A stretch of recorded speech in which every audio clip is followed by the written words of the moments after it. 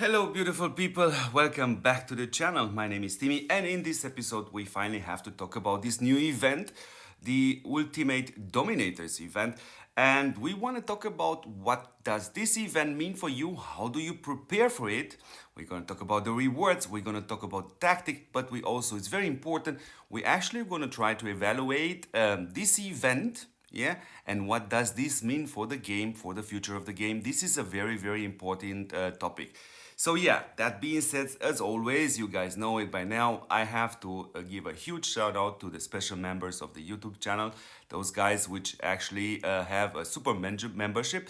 Guys, thank you very much. And of course, the two Discord moderators. Yes, guys, thank you very much for helping. Also, super thank you goes out to Miss Miami. Thank you for supporting me, and every time I have some extra questions or I need somebody to talk about, like in this case about this event, I'm going to her and I'm asking her, and she's a great support. She also has a very fantastic Discord channel. I'm going to link it now on the screen so you can find tons of very nice information in there. So that being said, let's jump directly into evaluating this event. So we need a clear structure of this video. So what we're gonna do, we're gonna talk first about the map, yeah, then how to play it, and then about the rewards, yeah. So we're gonna start in this order. So that being said, the map, yeah, I mean, you guys saw yesterday there was a map kind of on the Discord channel. Now Rubes jumped ACP in and said, you know what, that's not the official map, because the map itself is gonna look like this one, like the normal map we have, but of course you will not gonna have the same position with your server on the map. So the position are the key, where they put the stronger servers. That's very important. So, but let's take this map as to be the event map, because I want to explain you how this event kind of works. Now, this event, we're gonna have a dominating server and we're gonna have a subordinated server. So in other words, when you open the map, as soon as we get the map, I strongly suggest you to go and study it and to go watch every direction. I mean, we're gonna have around 8 rounds, so you have to check in any direction, yeah, to see a path. Because let's take an example, let's take 1120 as an example. So 1120, let's say we start from server 1120, he has only basically 4 options. He can start in the north, he can go to the east, he can go to the west, and he can go to the south. So you have to decide in which direction you're starting. And let's assume, yeah, the 1120 was gonna declare war on 1117, and they were gonna win. Now, this word declaration, it's kind of, I have a special issue with this word, because it's not quite actually describing the situation. Because the goal here is, of course, 1120 and 1117 can reach an agreement, of course, since 1120 is stronger, we're assuming in this case, then 1117 would allow 1120 to actually get their capital and then destroy it, plus those 2 ruins. And up this moment, 1120 and 1117 have a fraction, and the leader of this fraction is going to be 1120, yeah? And they can do it like this and expand the territory, yeah? Of course, this is the first step, but if we go a bit more further, let's say, then the 1117 does the same with 1317, and 1120 goes down to the south. So you see slowly this is kind of expanding the territory which you actually own. Now this is not necessarily a bad thing.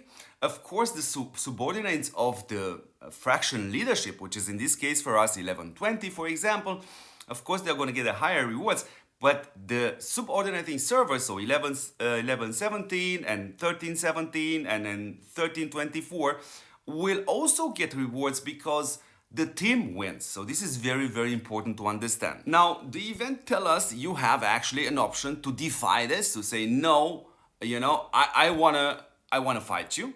And if you do that, of course, you have to take in consideration, yeah, you may lose, yeah, and you still have to reach an agreement, or you getting actually dominated, yeah, so you get owned, yeah, your server get owned, and then you want to break out of this fraction. So when you do that, you have to have a plan B in your pocket too, because even if you succeed, you're going to be all alone. So that means the fraction, which is, yeah, most likely going to surround your server, they will actually going to attack you and overwhelm you at one point. So if you want to break out of that fraction, you also have to have the next step in mind, which means in which fraction do I go?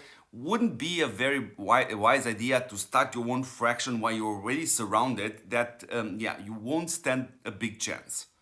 So let's go a step further a little bit, because we all know this game has a few extremely strong servers. And yeah, this is the main issue in all these events we have right now, is the matchmaking. So at one point you're gonna hit the wall, sometimes even sooner than expected, due to them not having any tools to actually do a proper matchmaking. So with this event right here, this is a kind of bypassing the matchmaking, which is good for us, yeah, because yeah, you know, you don't have to see it mainly from a fight point of view. From the most important thing is you see it as build a server alliance, yeah, with the other servers, and you fight together. And if you are successful and you have way more players because there are way more servers, then yes, of course, you get your rewards. So this is very, very important. So this is pretty much covering the map. So the map will look exactly like this. So it's very important actually for your server leaders, whomever does the tactic on your server, to actually study the map very, very carefully, because as we take, for example, another example, 1313, for example, they have to see and they have to decide in which direction are we going.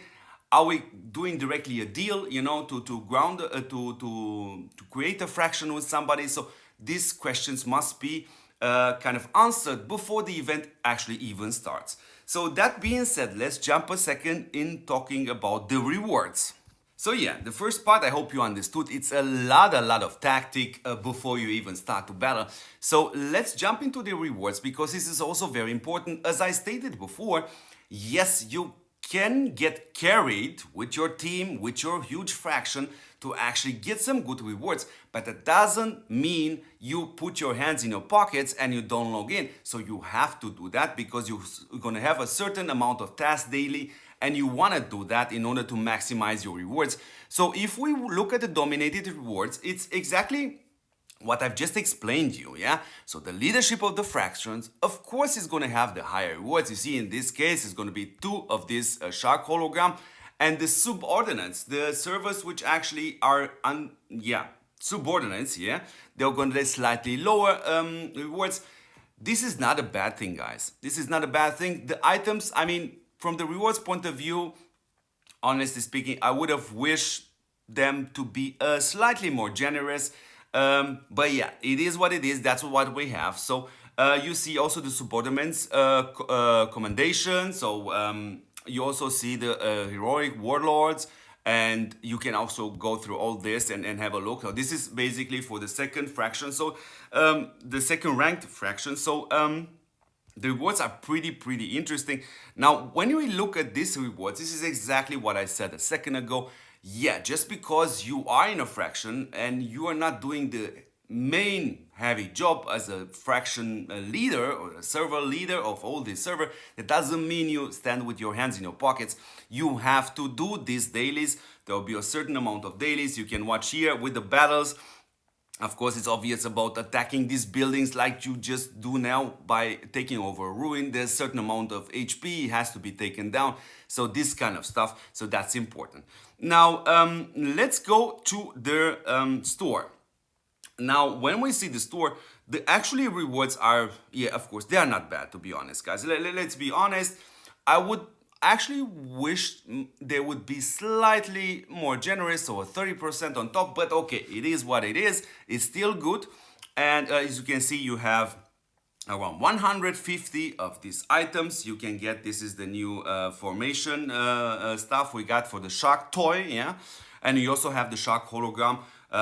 These are 30 of these are equal $60. So this is pretty good and pretty interesting. And yeah, now let's switch a second towards which direction this game is going. You know, guys, developers, if you of course watching this, and I know a few of you guys watching because I'm seeing the ideas and what you implemented.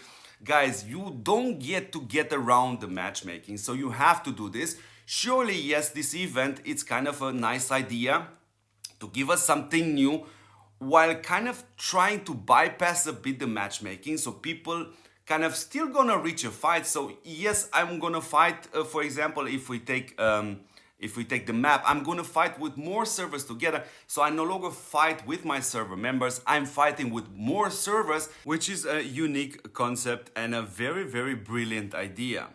So let's recapitulate. It's a great event. There's a lot of tactic in it. It's a lot of interaction between the servers to communicate. There's also 2 hours battle a week.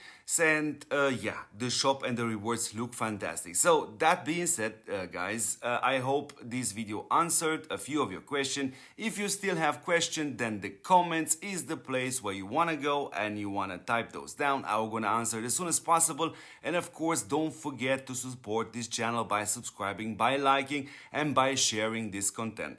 Guys, that being said, I will see you in the next episode.